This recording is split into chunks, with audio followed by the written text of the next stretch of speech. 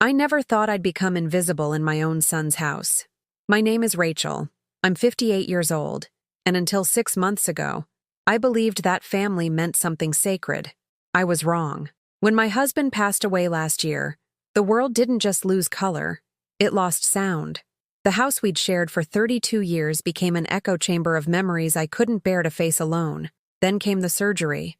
A tumor they said was benign, but the recovery, God, the recovery nearly broke me. I couldn't lift anything heavier than a coffee cup for weeks. I couldn't drive. I couldn't even shower without help. That's when my son David called. "Mom, come stay with us while you recover. Sarah and I have plenty of space." His voice was warm, reassuring. For the first time in months, I felt like maybe I wasn't completely alone in this world. If you enjoy emotional stories like this one, please subscribe to our channel. We're trying to reach 1,000 subscribers, and it really helps our work. And comment which city you're watching from. I packed my few belongings into 2 suitcases, sold most of my furniture, and moved into what I thought would be my temporary refuge. David's house was beautiful, modern, spacious, with a guest room that had its own bathroom. Perfect for an old woman trying to heal, right? The first week felt like a blessing. Sarah, my daughter-in-law, smiled when she saw me. She made sure I had everything I needed, asked about my medication, even cooked my favorite soup.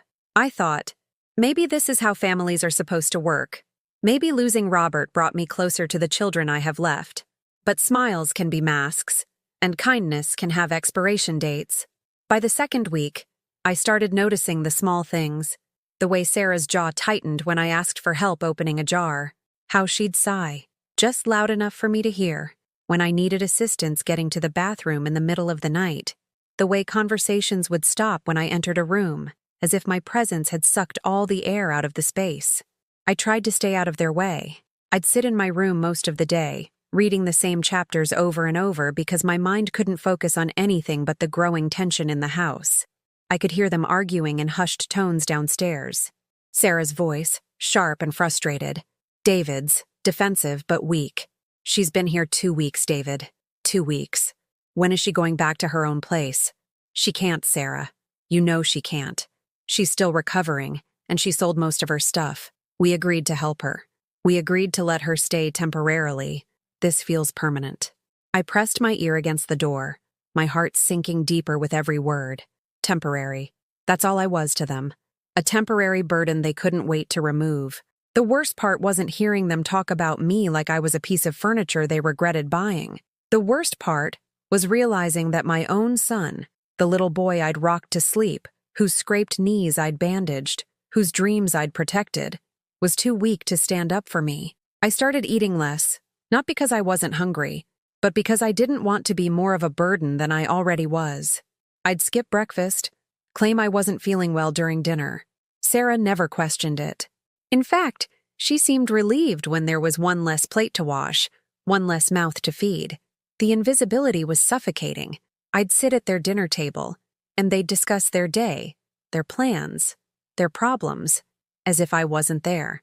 When I'd try to contribute to the conversation, they'd give me polite, distracted nods before returning to their real discussion, the one that mattered, the one that didn't include the old woman taking up space in their perfect life. I began to understand what it meant to be a ghost in your own family, to exist without really living, to breathe without being acknowledged, to love people who saw you as nothing more than an inconvenience with a heartbeat. But I was still their mother, their family. I still believed that love would find a way to break through the coldness. I still hoped that the woman who'd once hugged me and called me mom would remember that I was human. I was about to learn just how naive that hope really was. The first time Sarah raised her voice at me, I thought it was just stress. Everyone has bad days, right? I was sitting in the living room, trying to fold some laundry. My small way of contributing to the household. My hands were still shaky from the surgery, and I'd accidentally dropped one of David's shirts on the floor. "Really, Rachel?" Sarah's voice cut through the afternoon quiet like a knife. "You're making more work for me, not less." I looked up at her, confused. She was standing in the doorway, arms crossed, her face twisted with irritation that seemed far too intense for a dropped shirt. "I'm sorry, honey. My hands are still..." "Still what?" Still useless? She walked over and snatched the shirt from the floor, shaking it out with aggressive snaps.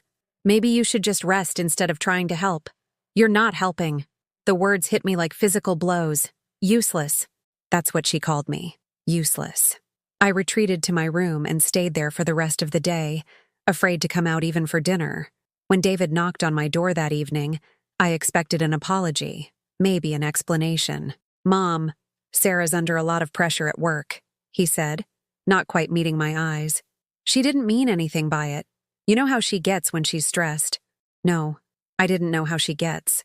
Because the Sarah I'd known before, the one who'd smiled at our wedding photos and asked me for family recipes, had never spoken to anyone that way.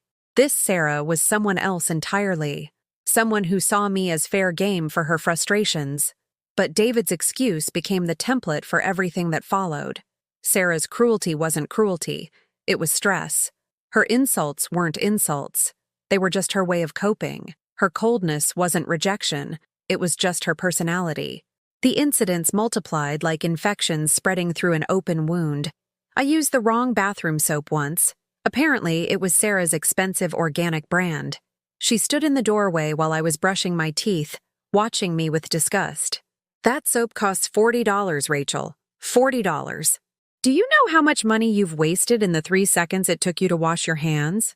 I apologized, offered to replace it, but she just shook her head like I was a child who'd never understand the concept of respect. "Don't bother. Just be more careful. Be more aware of what belongs to you and what doesn't." Everything in that house belonged to them, apparently. The food I was eating, the space I was occupying, even the air I was breathing felt like it was being rationed out to me in grudging portions. Sarah started leaving passive-aggressive notes around the house. "Please remember to turn off lights when leaving a room. The thermostat is set for a reason. Please don't adjust it. Personal items left in common areas will be removed." Each note was a small humiliation, a reminder that I was a guest who'd overstayed her welcome in what was supposed to be my temporary home. The worst part was watching my relationship with David crumble under Sarah's influence. My son, my sweet, sensitive boy who used to call me every Sunday just to chat, started avoiding me. He'd come home from work and go straight to their bedroom. He'd eat dinner quickly and excuse himself. When I tried to talk to him about anything, my recovery, my plans, even just how his day went, his responses became monosyllabic and distracted. "How was work today, honey?" "Fine. Did you finish that project you were telling me about?" "Yeah. I was thinking maybe this weekend we could—" "Mom, I'm really tired. Can we talk later?" Later never came. There was always something else. Someone else. Somewhere else he needed to be. I started to realize that Sarah wasn't just being cruel to me, she was systematically isolating me from my son. Every time David showed me even the smallest kindness, she'd find a way to pull him away, to remind him of something urgent they needed to discuss, to create a crisis that required his immediate attention. And David, God help him, let it happen. He chose the easy path, the path of least resistance. It was easier to ignore his mother than to confront his wife. It was easier to pretend my pain wasn't real than to acknowledge the poison that was spreading through his home. The isolation became physical, too. They started having quiet dinners in their bedroom, claiming they needed couple time to reconnect after long workdays. I'd sit at the kitchen table alone, eating leftovers in silence, listening to their muffled laughter coming from upstairs. They'd make plans, weekend trips, dinner dates, visits with friends, and discuss them openly in front of me, never once considering that I might want to be included or even just acknowledged. I wasn't part of their family. I was furniture that happened to eat food and take up space. Sarah's friends started coming over more frequently, and I could feel their eyes on me whenever I had to walk through the living room. They'd lower their voices when they saw me, then resume their conversations with uncomfortable giggles once I'd passed. "That's David's mother," I heard Sarah whisper once. "She's been here for weeks now. We're trying to help her get back on her feet, but—" The "but" hung in the air like a noose, implying everything she was too polite to say in front of company, but had no problem saying to my face when no one else was around. I was becoming the family secret, the embarrassing relative they had to tolerate, but didn't want anyone to know about. The burden they carried with martyred sighs and barely concealed resentment. At night, lying in that guest room that felt more like a prison cell every day. I'd stare at the ceiling and wonder how I'd become such a stranger to my own child. How love could turn so cold so quickly. How the woman who'd once asked for my blessing to marry my son now treated me like an intruder in their sacred space. But I was still holding on to hope, still believing that this was temporary, that eventually they'd remember I was family, that I deserved basic human dignity. I was about to discover just how much deeper this well of cruelty could go. I should have seen it coming when Sarah started comparing me to her own mother. Not favorably, of course. Never favorably. "My mom is so independent," she'd say while I struggled to open a jar of pickles, my hands still weak from the surgery. "She'd never want to burden anyone else with her problems. She handles everything herself." The implication was crystal clear. I was weak, dependent, a burden that her superior mother would never allow herself to become. Every comparison was a tiny knife, cutting away at whatever dignity I had left. I tried harder after that. I forced myself to do things that hurt, that exhausted me, just to prove I wasn't completely useless. I'd wake up early to make breakfast, even though standing for more than 10 minutes made my incision ache. I'd clean bathrooms on my hands and knees, even though bending over made me dizzy. But nothing I did was ever enough, and everything I did was somehow wrong. I made coffee one morning, thinking I was being helpful. Sarah came downstairs, took one sip, and dumped the entire pot down the sink. "This is undrinkable, Rachel. Weak and bitter. Just like—" She didn't finish the sentence, but I heard it anyway. "Just like you." I tried to laugh it off, pretend it didn't matter. "I guess I'm out of practice. Robert always made the coffee in our house." "Robert isn't here anymore," she said coldly. "Maybe it's time you learned to do things properly instead of relying on other people to take care of you." The cruelty in her voice was breathtaking.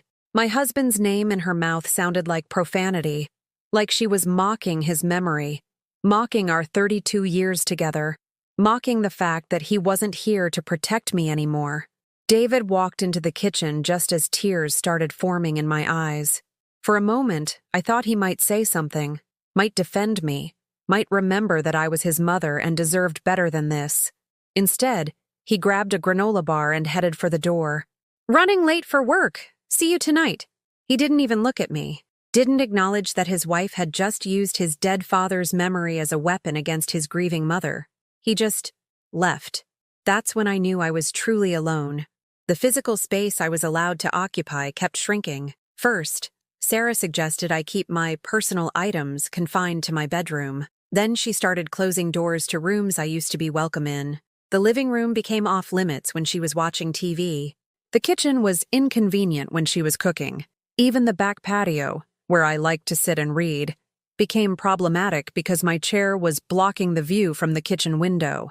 I found myself tiptoeing around the house like a burglar, afraid to make noise, afraid to be seen, afraid to exist too loudly in the space I was paying them rent to occupy. Yes, rent. Sarah had suggested it would be more fair if I contributed financially to the household expenses. It wasn't much money. I didn't have much to give.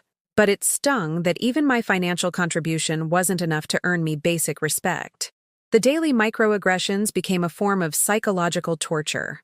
Sarah would vacuum around me while I was trying to watch TV, the loud motor making it impossible to hear anything. She'd spray air freshener whenever I left a room, as if my very presence had contaminated the space.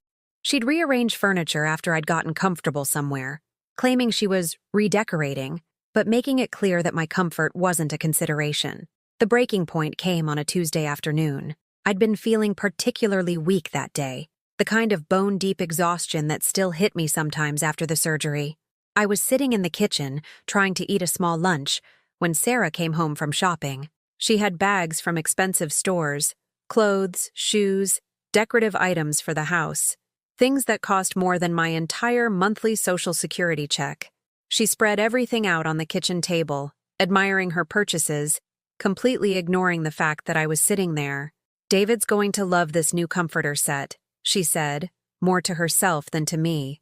"It'll really brighten up our bedroom." I made the mistake of trying to join the conversation. "It's beautiful. That blue color reminds me of the bedroom set David had when he was little. He always loved blue." Sarah's head snapped up. her eyes cold and hard. David doesn't need you to remember his childhood for him, Rachel. He has me now. I take care of him now. The words hit me like a physical slap. She wasn't just claiming my son.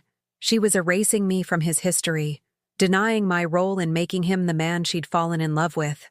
I wasn't trying to. You weren't trying to what? Insert yourself into our conversation? Make everything about you? Remind us that you used to matter in David's life? I stood up, my legs shaking, my heart pounding. I'm still his mother. Sarah laughed, and it was the cruelest sound I'd ever heard. Being a mother is about more than just giving birth, Rachel. It's about being someone your child actually wants around. When was the last time David sought out your company? When was the last time he asked for your advice? When was the last time he chose to spend time with you instead of finding excuses to avoid you? Each question was a dagger, and they all hit their mark because they were all true. David didn't want me around.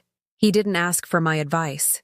He did make excuses to avoid me. You're living in the past, Sarah continued, her voice getting louder, more vicious. Clinging to a relationship that doesn't exist anymore. David has moved on. He has a real life now, with real responsibilities and real people who matter to him. You're just leftover, a relic from a life he's outgrown. I tried to speak, to defend myself, to say something that would stop the verbal assault, but no words came. I just stood there, tears streaming down my face, while this woman, this stranger who'd somehow gained the power to destroy me, continued her attack. You want to know what David really thinks about you being here? He wishes you'd find somewhere else to go.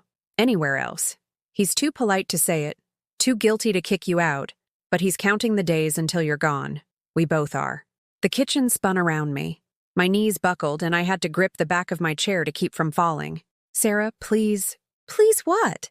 Please pretend that you're welcome here? Please pretend that you're not making everyone miserable? Please pretend that your son still needs his mommy? That's when she said the words that would haunt me for weeks.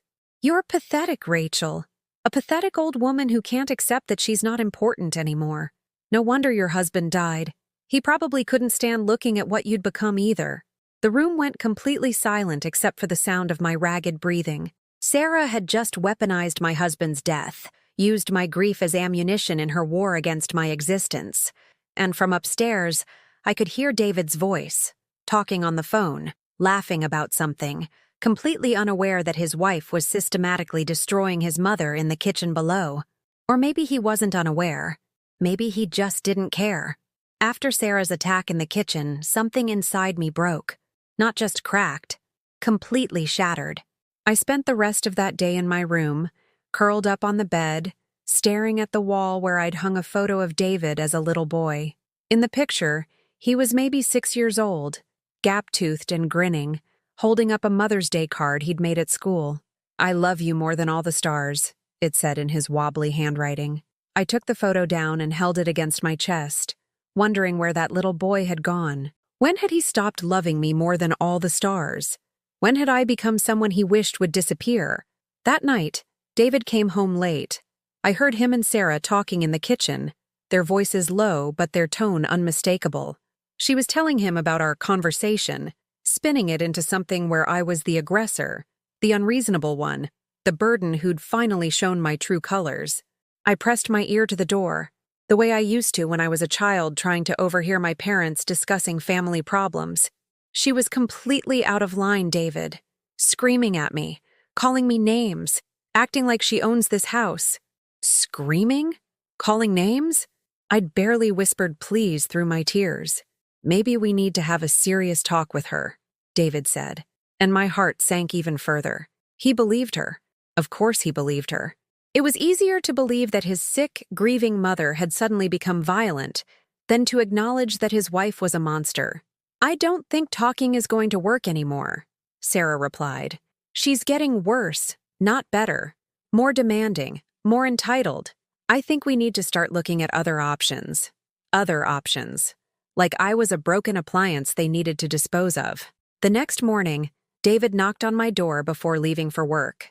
When I opened it, his face was serious, disappointed. The way he used to look at me when I'd forgotten to pick him up from soccer practice or missed a parent-teacher conference. Mom, We need to talk tonight when I get home about your behavior yesterday. My behavior. Not Sarah's cruelty. Not her vicious attack on my character and my marriage. My behavior. David, you don't understand what really happened. I understand enough, he said, cutting me off. Sarah was upset all evening. Really upset. She's trying to help you, and you're making it impossible. He left before I could explain, before I could defend myself, before I could remind him that I was his mother and deserved at least the benefit of the doubt. That's when I realized that hope was a luxury I could no longer afford. I stopped trying to participate in family life after that. When they talked at dinner, I ate in silence. When they made plans, I didn't ask to be included. When they watched TV in the living room, I stayed in my room. I became exactly what Sarah wanted me to be, invisible. But invisibility came with its own form of torture. I could hear their laughter from behind my closed door, the sound of a family that was complete without me. I could smell the dinners Sarah cooked when she felt like making an effort, meals that were somehow always perfectly sized for 2 people, with no leftovers for the unwanted houseguest. The physical symptoms of my emotional destruction started manifesting in ways I couldn't hide. I lost weight I couldn't afford to lose. My hair, already thin from the stress of surgery and grief, began falling out in clumps. I'd wake up with it on my pillow, another piece of myself disappearing every day. My hands developed a tremor that made simple tasks nearly impossible. Eating became a challenge because I'd shake so badly that food would fall off my fork. Sarah noticed, of course, and her comments were as cutting as ever.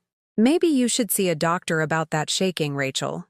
It's disturbing to watch. Disturbing. That's what I'd become. Not someone deserving of concern or compassion, but someone whose visible suffering was an inconvenience to witness. I did see a doctor, actually. During one of my follow-up appointments, the physician, Dr. Martinez, a kind woman about my age, noticed my weight loss and the tremor immediately. Rachel, are you eating properly? Getting enough rest? You seem frailer than when I saw you last month. I wanted to tell her everything. About the cruelty, the isolation, the way I was disappearing piece by piece in that house. But what could she do? Family dynamics weren't medical problems she could solve with prescriptions or procedures. I'm fine, I lied, just still adjusting to everything. She looked at me for a long moment, her eyes compassionate but knowing. Grief affects people in many ways, Rachel. Sometimes the hardest part isn't losing the person we love. It's learning to live in a world that feels like it no longer has a place for us. Her words followed me home, echoing in my head as I sat in my room, staring out the window at the neighborhood where families were living normal lives in houses where mothers were valued, and children respected the women who'd raised them.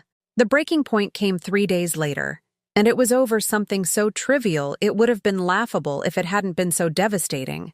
I'd used the wrong towel. I'd just gotten out of the shower, my body still aching from the surgery, my hands shaking as I dried off. I grabbed what I thought was my towel from the linen closet, a simple white towel that looked identical to the others hanging there. Sarah found me in the bathroom, still wrapped in the towel, brushing my teeth with the electric toothbrush that had been a gift from Robert years ago. "Is that my towel?" she asked, her voice deadly quiet. I looked down at the white terry cloth around my body. I'm not sure. They all look the same to me. It's my towel, Rachel. My good towel. The one I use after my workouts. I'm sorry. I didn't realize. That's when she slapped me. The sound echoed off the bathroom tiles like a gunshot. My head snapped to the side, my cheek burning, my ear ringing from the impact. I dropped my toothbrush and it clattered against the porcelain sink. "You don't get to use my things," she hissed, her face inches from mine. "You don't get to contaminate my towels with your old woman smell. You're disgusting, Rachel. You're a parasite, a dead weight that everyone has to carry." I stood there, clutching the towel, her towel around my body, tasting blood where I'd bitten my tongue from the force of her slap. This woman, this stranger who'd somehow gained the power to humiliate me in the most intimate spaces, had just assaulted me over a piece of fabric. "From now on," she continued, her voice getting louder, more vicious, "you use your own things. Your own towels, your own soap, your own everything.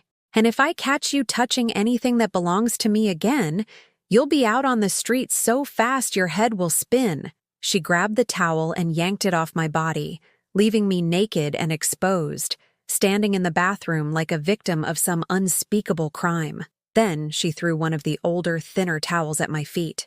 Use this one. It's more appropriate for someone like you.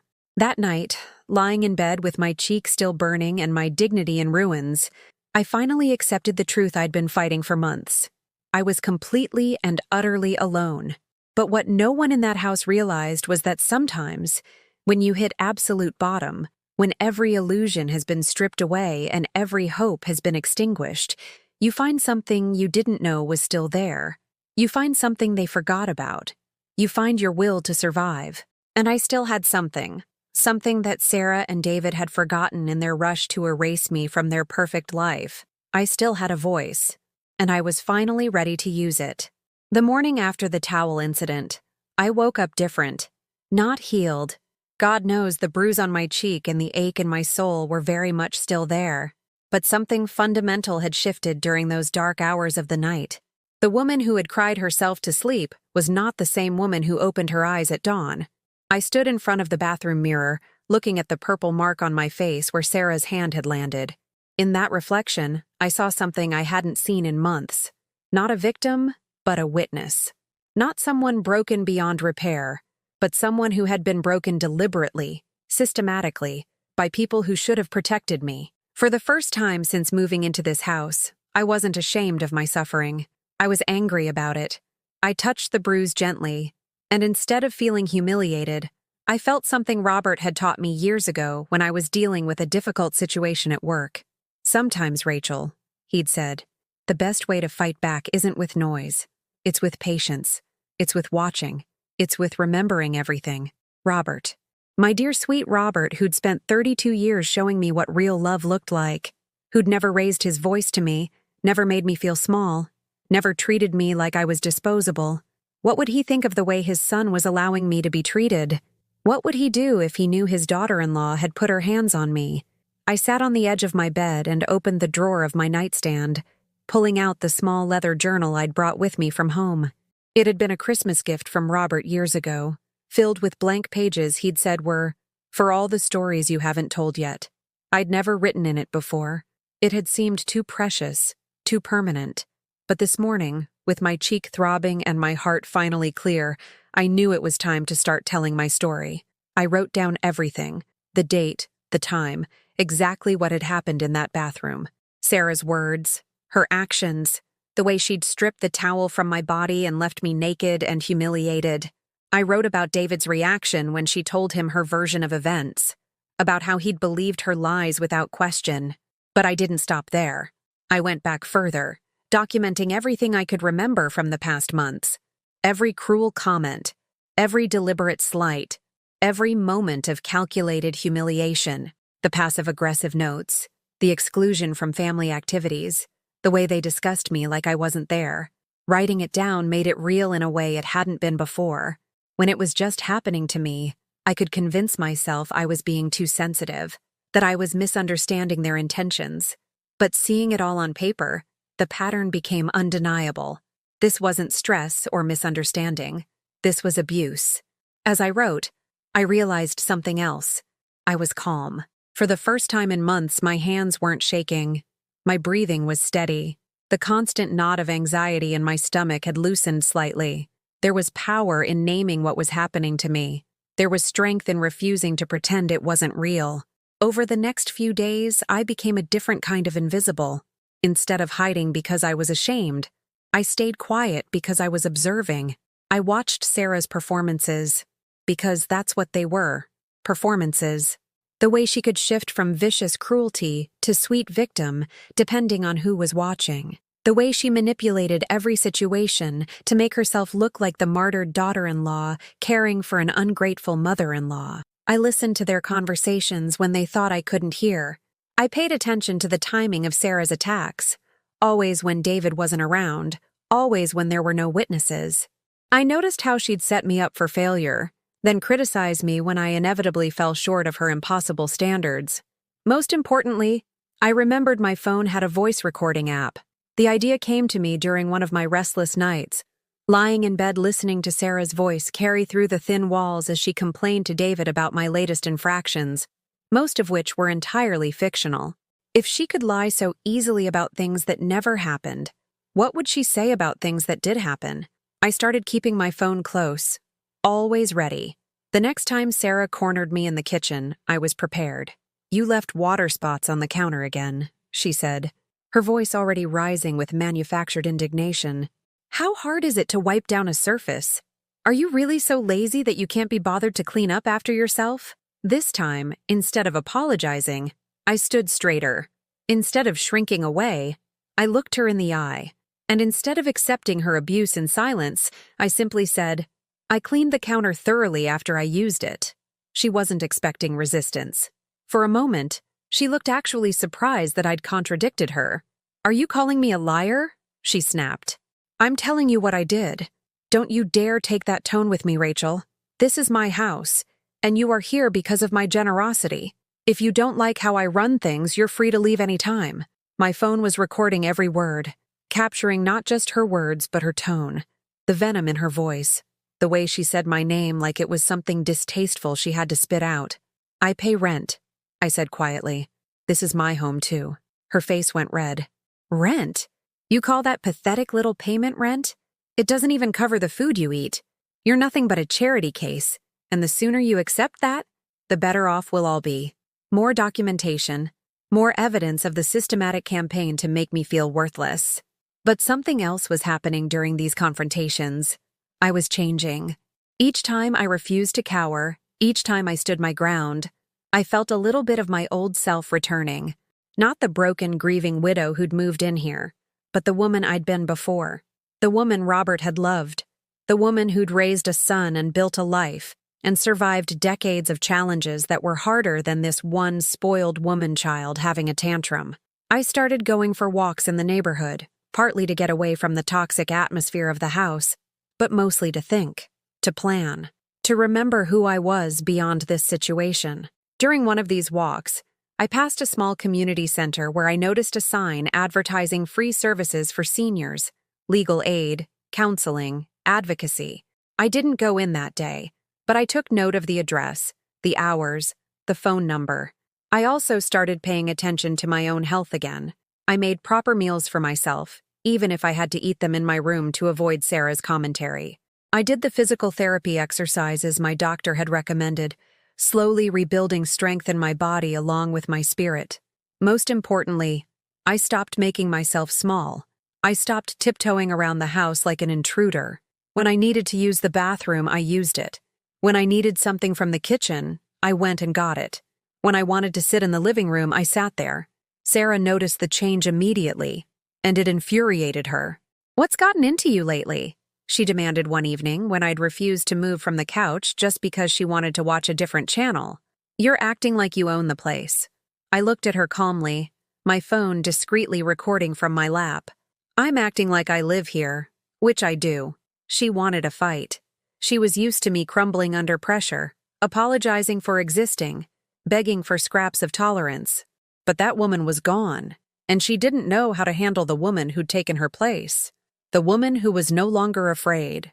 The woman who was documenting everything. The woman who was quietly, methodically, building a case that would soon bring their comfortable world of lies and cruelty crashing down around them. It wasn't time yet. I wasn't ready yet. But I could feel it coming. The moment when silence would transform into action, when patience would become justice, when the invisible woman would finally be seen. Not by them. They would never truly see me, but by people who mattered, people who had the power to make this stop.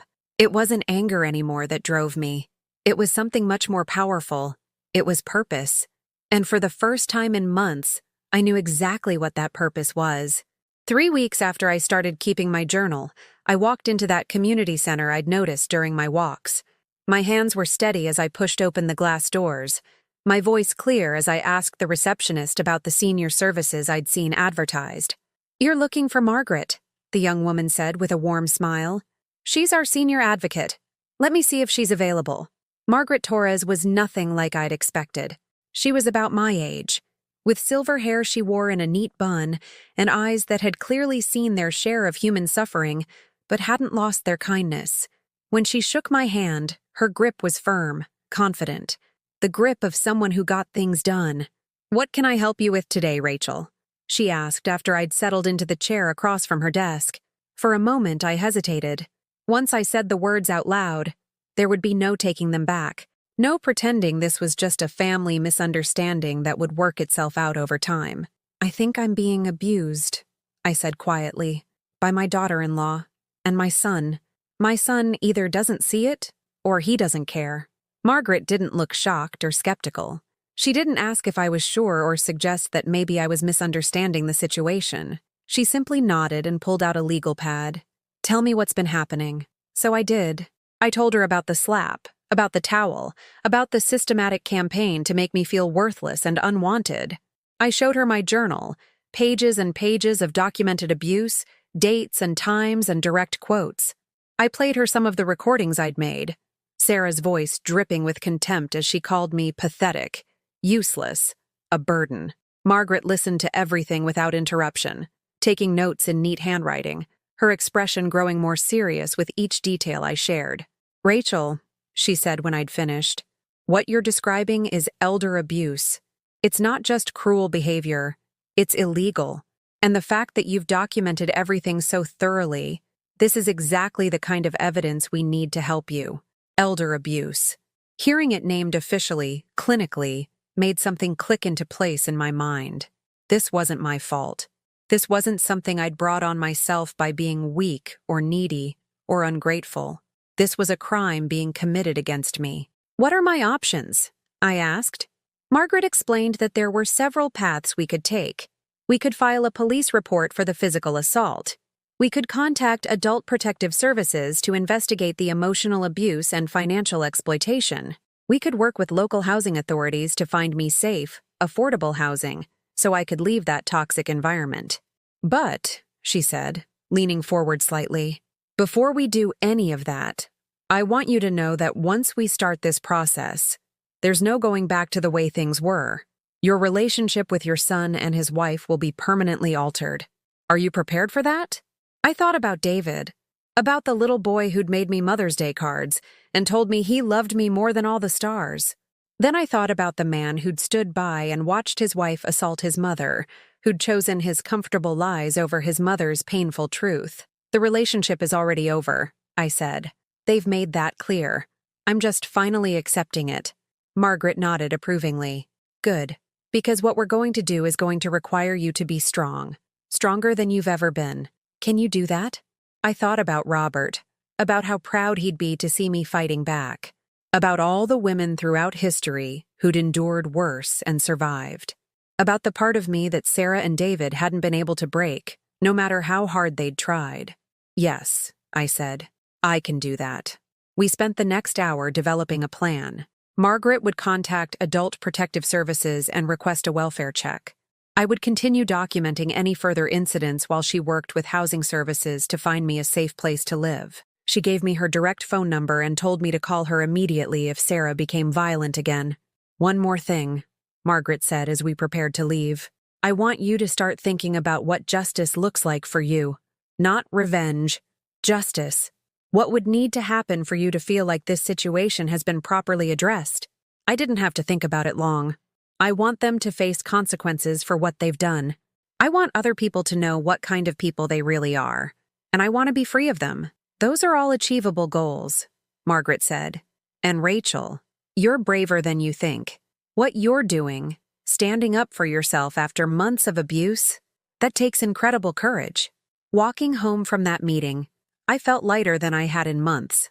Not because the situation had changed yet, but because I was no longer carrying the weight of it alone. I had an ally now, someone who believed me, someone who had the knowledge and resources to help me fight back. But I also knew I had to be more careful now. Sarah had an uncanny ability to sense when I was feeling stronger, and she always responded by escalating her attacks. Sure enough, that evening brought a new level of scrutiny and hostility. "Where were you today?" Sarah asked as soon as I walked through the door. "You were gone for hours." "I went for a walk," I said, which was technically true. "A walk where?" "I drove past the park and didn't see you." She'd been checking up on me, monitoring my movements. The realization sent a chill through me, but I kept my expression neutral. I walked through different neighborhoods today, wanted to see more of the area. Sarah's eyes narrowed. She sensed something had changed, but she couldn't put her finger on what it was.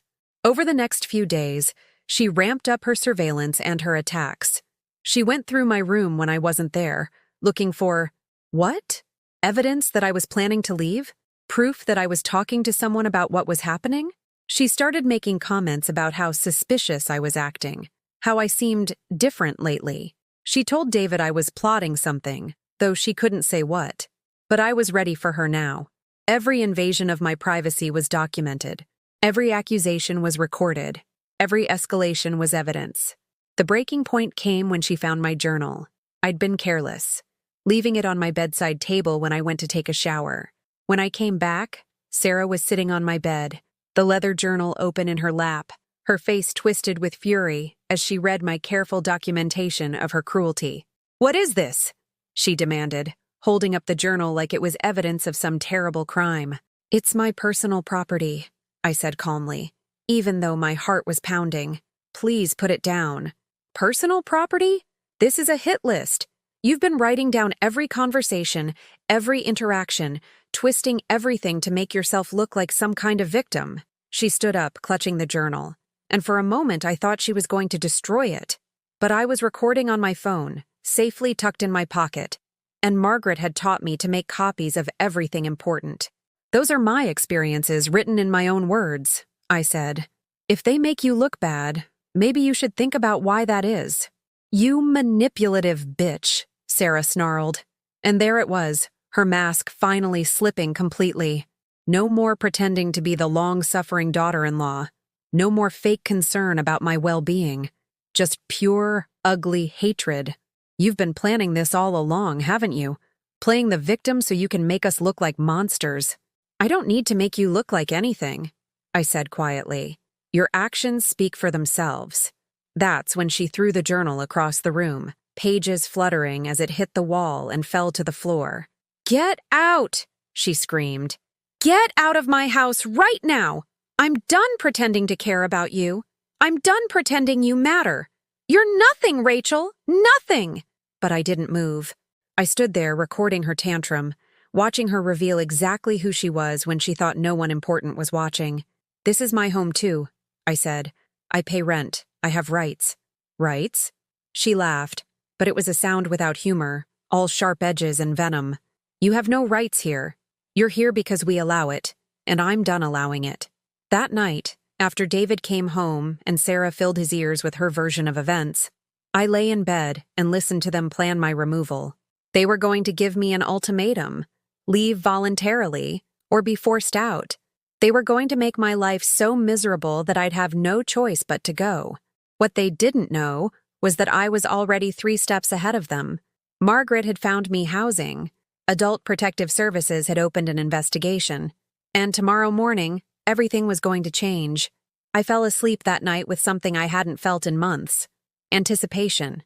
Not fear of what was coming, but excitement. Justice was finally on its way.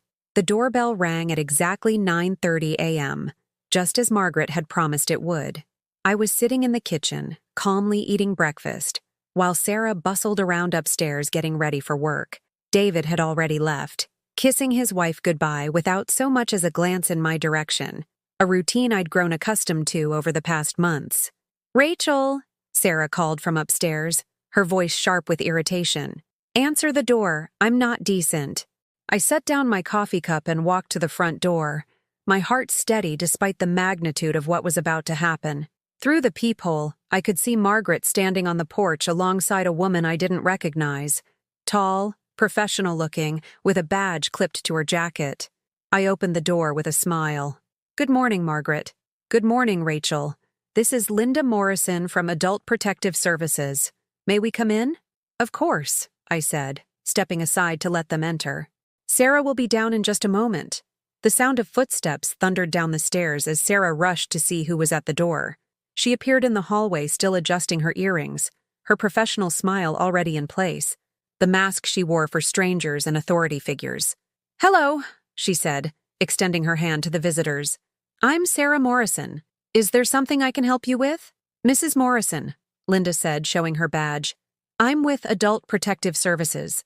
We've received a report concerning the welfare of Rachel Morrison, and we're here to conduct a wellness check and investigation." The color drained from Sarah's face so quickly, I thought she might faint. Her professional mask flickered, then cracked, then crumbled entirely as the implications of what was happening sank in. I don't understand," she stammered, looking back and forth between Linda and Margaret. "A report about what? Rachel is fine. We take excellent care of her." "That's what we're here to determine," Linda said calmly. "Mrs. Morrison, Rachel, we'd like to speak with you privately, if that's all right." "Actually," I said, surprising everyone including myself with the steadiness of my voice, "I'd prefer if Sarah stayed. I want her to hear what I have to say." Sarah's eyes went wide with panic. She knew in that moment that her world was about to implode. All her careful manipulation, all her gaslighting and cruelty, was about to be exposed to people with the authority to do something about it. "Rachel?" she said, her voice taking on a pleading quality I'd never heard before. "Surely we can work out whatever misunderstanding." "There's no misunderstanding," I interrupted, turning to Linda. "Sarah has been physically and emotionally abusing me for months. She slapped me 3 weeks ago over a towel. She's called me pathetic, useless, a parasite. She's isolated me from my son, stolen my towels, invaded my privacy, and made my life a living hell." "That's not true," Sarah burst out, her composure finally shattering completely. "She's lying.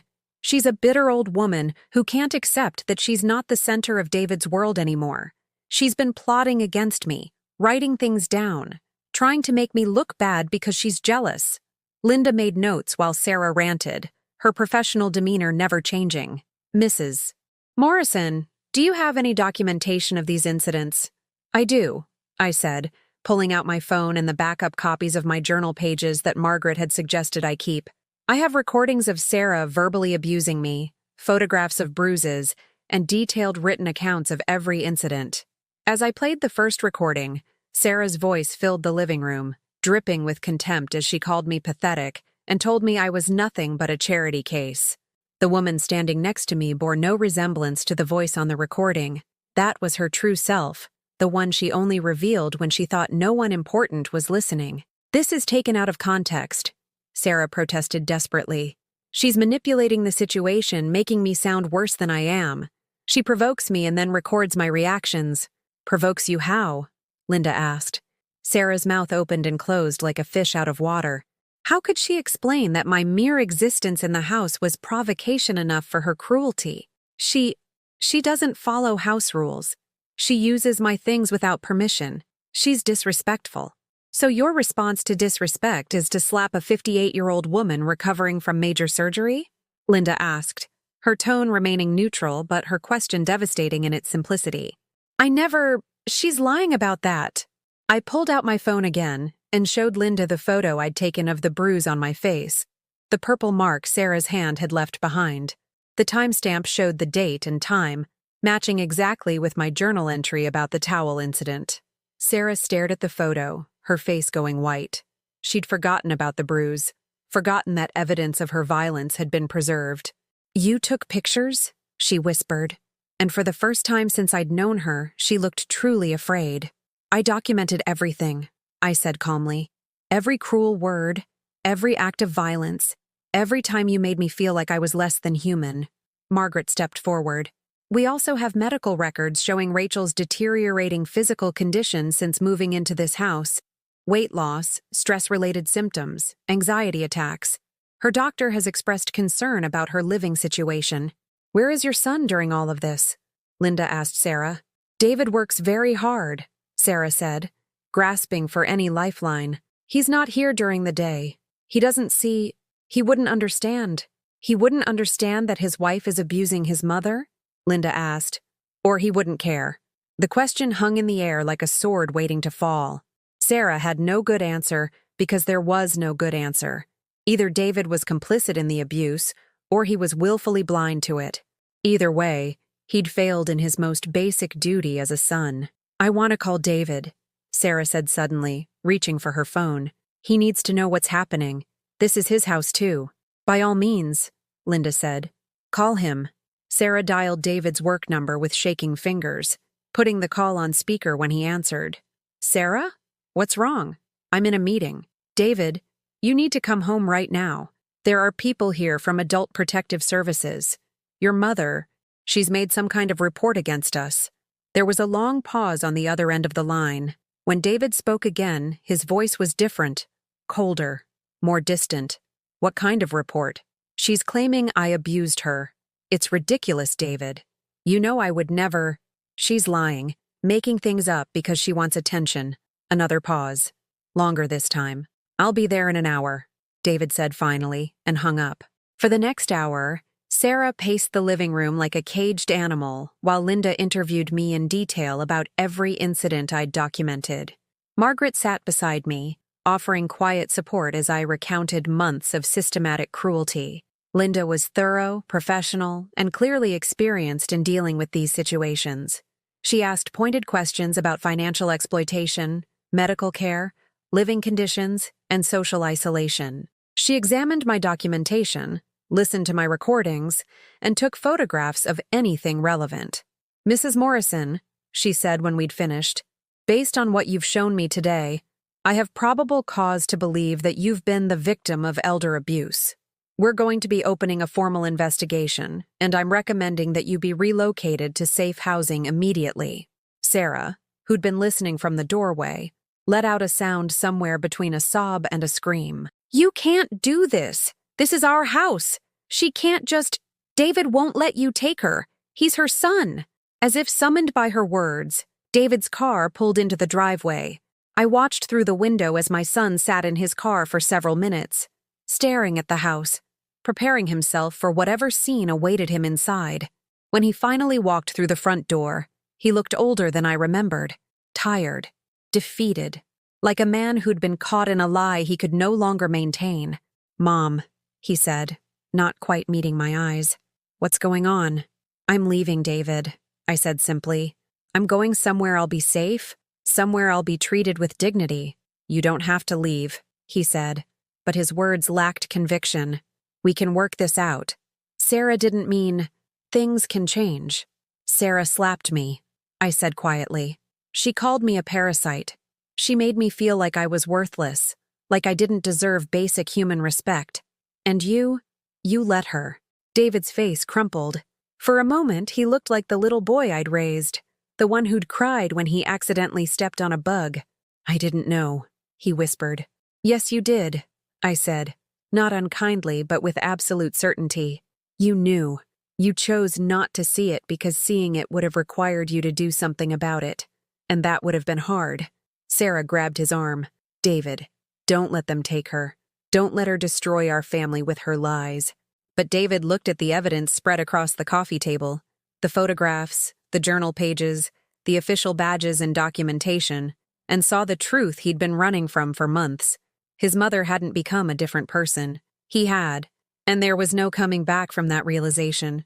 "I think," he said quietly, "you should go with them, Mom. I think that's probably best." 3 months later, I stood in the doorway of my new apartment, holding a small brass key that represented more than just access to a home. It represented freedom, dignity, and the reclaiming of a life I'd almost lost to cruelty and manipulation. The apartment was modest, a one-bedroom in a senior community about 20 miles from David and Sarah's house, far enough away to feel safe, close enough to still be in the same city where I'd built my life with Robert. It had a small kitchen with a window over the sink, a living room that got morning sunlight, and a bedroom just large enough for my bed and the dresser I'd managed to salvage from the wreckage of my previous life. But it was mine. Completely, entirely, legally mine. Margaret had helped me apply for senior housing assistance, and the investigation into my case had expedited the process considerably. Adult Protective Services had substantiated every allegation of abuse I'd made, and their report had become part of a legal record that would follow Sarah and David for the rest of their lives. The consequences had been swift and comprehensive. Sarah lost her job when her employer learned about the abuse investigation. Apparently, working in healthcare made her particularly vulnerable to professional sanctions, When evidence surfaced that she'd been systematically abusing a vulnerable elderly person, her nursing license was suspended pending a full review by the state board.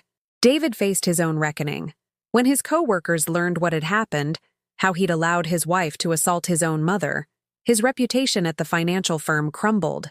Several clients requested transfers to other advisors, unwilling to trust their money to someone who couldn't protect his own family. He was passed over for the promotion he'd been chasing for years, and his professional future dimmed considerably. But perhaps the most satisfying consequence was the complete collapse of their social facade. The friends who'd once admired their beautiful home and perfect marriage learned the ugly truth about what happened behind closed doors. Sarah's carefully curated social media presence couldn't survive the reality of abuse allegations and professional sanctions. Their church community, their neighborhood relationships, their entire social network learned exactly what kind of people they really were. The house they'd been so proud of, the one where my presence had supposedly diminished their status, went up for sale within 6 weeks of my departure. They couldn't afford the mortgage without Sarah's income, and the investigation had revealed that David had been significantly exaggerating his financial success for years. The facade of prosperity crumbled as quickly as everything else. I felt no joy in their suffering, but I felt a deep satisfaction in their accountability. For the first time in their lives, they were facing real consequences for their actions. The world finally saw them as they truly were, not as they'd pretended to be. As for my relationship with David, there wasn't one anymore, and I was at peace with that reality. He'd called a few times in the weeks after I moved out, awkward attempts at conversation that felt more like obligation than genuine care. I listened politely but distantly, the way you might listen to a stranger trying to sell you something you don't want. "Mom," he'd said during his last call, "I want you to know I'm sorry. Things should have been different." "Yes," I'd agreed quietly. "They should have been. Maybe someday we can work things out, be a family again." I'd looked around my small, peaceful apartment, at the photos of Robert on my mantle, at the plants I was learning to grow on my sunny windowsill, at the books I was finally able to read without fear of interruption or criticism. "I already have a family, David," I'd said gently. "I have my memories of your father, my friends here at the community center, the people who've shown me kindness when I needed it most. Family isn't just about blood. It's about love, respect, and protection, and those are things you can't give me anymore." He'd hung up after that, and I hadn't heard from him since. I suspected I never would, and that was probably for the best. Some broken things can't be repaired, and some betrayals can't be forgiven, not because forgiveness isn't possible, but because the foundation of trust necessary for rebuilding simply no longer exists. My days now had a rhythm that I'd forgotten was possible. I woke up when my body was ready to wake up, not when someone else's schedule demanded it. I made my coffee exactly the way I liked it, using my own cup, my own cream, my own sugar. I ate breakfast at my own small table, looking out at my own small view of the courtyard where other residents tended to a communal garden. I'd started volunteering at the community center where Margaret worked, helping other seniors navigate the resources available to them. It turned out that my experience, as terrible as it had been, gave me a unique ability to recognize when someone else was suffering in silence. I could spot the signs, the way they made themselves small, the careful way they spoke about family members, the fear in their eyes when they talked about going home. "You understand," an elderly man named Frank had told me just last week. He was dealing with financial abuse from his son, money being stolen from his accounts, threats being made if he told anyone. "You know what it feels like to be invisible in your own family?" I did know. And more importantly, I knew how to help him document everything, how to contact the right authorities, how to find safe housing and legal protection. My suffering had been transformed into purpose, my pain into power to help others. I'd also started writing, not just documenting abuse, but telling stories. Real stories about real people who'd survived real cruelty and found their way to better lives. Margaret had suggested I submit some of my pieces to the local newspaper, and to my surprise, they'd published several of them. Apparently, there were more people like me out there than I'd realized, and my words were reaching them, giving them hope and practical guidance. The money from my small writing jobs, combined with my Social Security and the part-time work I did at the community center, was enough to live on. I wasn't wealthy, but I was comfortable. More importantly, every dollar I earned belonged to me. No one could take it without permission, spend it without consultation, or hold it over my head as evidence of my dependence. On quiet evenings, I would sit in my living room with a cup of tea and think about Robert. Not with the crushing grief that had defined the first year after his death, but with gentle gratitude for the love we'd shared and the strength he'd helped me build. I could almost hear his voice sometimes, proud and encouraging. "Look at you, Rachel. Look what you did. Look how strong you are." The woman I'd become was not the same woman who'd moved into David's house 8 months ago, broken and desperate and willing to accept any treatment just to avoid being alone. That woman had been naive about the depth of human cruelty, unprepared for the possibility that family could be more dangerous than strangers. But she'd also possessed something she didn't know she had, an unbreakable core of dignity that no amount of abuse could completely destroy. When everything else was stripped away, the illusions about family loyalty, the belief that love was automatically reciprocal, the assumption that good intentions would be rewarded with good treatment, that core remained. And from that core, this new woman had emerged. Stronger, wiser, more careful, but also more compassionate. Someone who understood that survival sometimes required hard choices, difficult truths, and the courage to save yourself when no one else would. Last week, I received a letter from Sarah. It was handwritten, several pages long, full of apologies and excuses and requests for forgiveness. She'd lost everything, she wrote. Her job, her friends, her reputation. She was in therapy now, she claimed, learning about her issues and working to become a better person. She asked if I would consider dropping the restraining order, maybe even meeting for coffee to talk things through. I read the letter twice, then filed it away with all my other documentation, not because I was holding on to anger, but because I was holding on to truth. Sarah's letter was all about her suffering, her losses, her need for redemption. There was no real acknowledgement of my pain, no genuine understanding of what she'd put me through, no recognition that her actions had consequences she couldn't simply apologize away. She wanted forgiveness as a gift, freely given to ease her guilt and restore her self-image. But forgiveness, real forgiveness, requires genuine repentance, and genuine repentance requires truly understanding the harm you've caused. Sarah's letter made it clear that she still saw herself as the primary victim in this story. I didn't respond to her letter. I didn't need to. My silence was its own form of closure, my peace its own form of victory. This morning, I walked through the community garden behind my building, admiring the vegetables and flowers that residents had planted and tended together. Mrs. Chen from 3B was watering her tomatoes, and Mr. Rodriguez from the first floor was checking on his roses. They waved when they saw me, called out cheerful greetings, asked about the news story I was working on for the newspaper. These people knew my history. It was impossible to hide completely in a close-knit community like this one. But they also knew my present. The volunteer work I did, the writing I published, the quiet strength I'd built from the ruins of my previous life. They respected both my past and my future, understanding that survival itself was a form of heroism worthy of admiration. As I stood among the flowers, feeling the morning sun on my face and listening to the comfortable sounds of people living their lives in safety and dignity, I realized something profound.